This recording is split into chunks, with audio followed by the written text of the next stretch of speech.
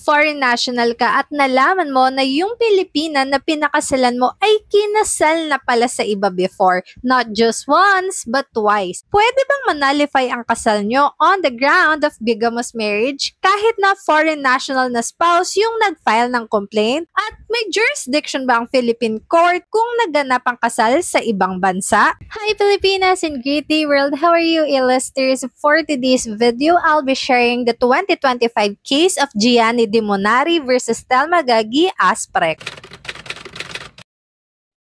On December 10, 2011, nagpakasal sila Gianni at Thelma sa Italy at nirehistro ang marriage sa Consulate General ng Pilipinas sa Milan. Kinalaunan, nalaman ni Gianni na si Thelma pala ay may dalawang previous marriages na sa Pilipinas. Isa noong 1979 kay Menandro Centeno at isa pa noong 1991 with Marco Picotto. Kaya naman on July 17, 2022, si Gianni, isang Italian citizen and resident dito sa Pilipinas, ay nag-file ng complaint for declaration of nullity of marriage with his Filipino wife Thelma Gagi Asprek for being bigamous. On August 2, 2022, dinismiss ng Regional Trial Court ang complaint ni Gianni considering na yung kasal between Gianni and Thelma ay naganap sa Italy kaya wala daw jurisdiction ang Regional Trial Court over the complaint pursuant to Article 17 of the Civil Code, which provides ang mga paraan at formalidad ng paggawa ng mga kontrata, huling habilin at iba pang mga pampublikong dokumento ay susundin ang batas ng bansang pinagawaan ng mga ito. On August 19, 2022, nag-file ng motion for reconsideration si Gianni pero dininay ng RTC for lack of merit. Ni-reiterate ng RTC na Gianni's national law governs his marriage with Thelma and it would be a different case daw if si Thelma ang petitioner. Hence, this present petition. Ang issue, nagkamali ba ang RTC nang i-dismiss ang complaint para sa declaration of nullity ng isang kasal na ginanap abroad na inihain ng isang foreigner laban sa Filipino spouse niya dahil daw sa kawalan ng jurisdiction? At pangalawa, may legal standing ba sa Philippine court ang isang foreigner para mag-file ng declaration of nullity ng isang bigamous marriage kung kinasal siya sa isang Filipino? Ang ruling ng korte, oo, nagkamali ang RTC. May jurisdiction ng RTC sa mga kaso ng declaration of nullity ng bigamous marriage kahit foreigner at Filipino ang kinasal at kahit sa abroad naganap ang kasal. Nasasaad sa REA 369 or Family Courts Act of 1997, ang family courts ay may exclusive jurisdiction sa mga kaso ng nullity of marriage at kung walang family court sa lugar, ang RTC ang hahawak nito. Kaya malinaw na may kapangyarihan ng RTC para dinggin ang complaint ng foreigner.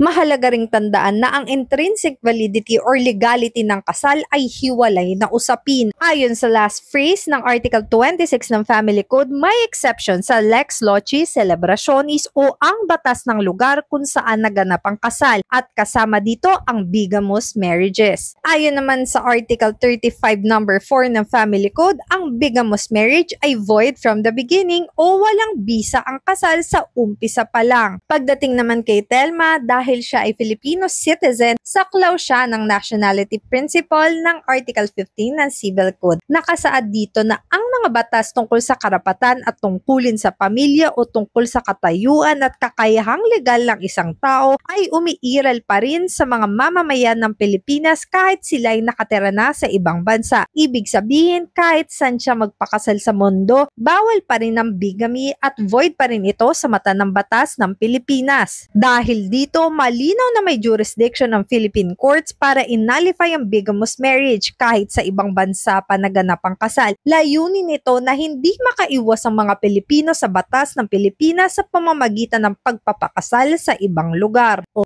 sa ibang bansa. Sinabi din ng Korte Suprema na pwedeng mag-file ang foreigner ng complaint. May personality at legal standing ang isang foreigner para mag-file ng declaration of nullity ng isang bigamous marriage kung kinasal siya sa isang isang Pilipina. Tulad ng ibang kaso, dapat ito ay ihain ng real party in interest at dito ang foreigner ay direktang apektado ng bigamous marriage. In the case of Ambrose, inaffirm ng Korte Suprema na walang anumang procedural barrier na nagbabawal sa foreigner na mag-file ng petition for declaration of nullity of marriage. Kaya naman totoong nagkamali ang RTC nang i-dismiss ang complaint ni Gianni dahil they made a distinction between sa legal capacity to sue ni Gianni na isang foreigner and that of Thelma. Dahil dito, hindi nito naresolba ang pinakamahalagang issue, kung ang kasal ba nila ay dapat i-nullify dahil sa bigamy. Sinabi din ng Korte Suprema na ang bigamous marriages ay laban sa public policy. Sa kasong Juliano Liave versus Republic, the court held that the rule allowing only the husband or the wife to ask for the nullity of a marriage does not prevent the prior spouse from filing a suit if the ground is a bigamous subsequent marriage. Kaya nararapat lang na payagan si Gianni na maghain ng complaint.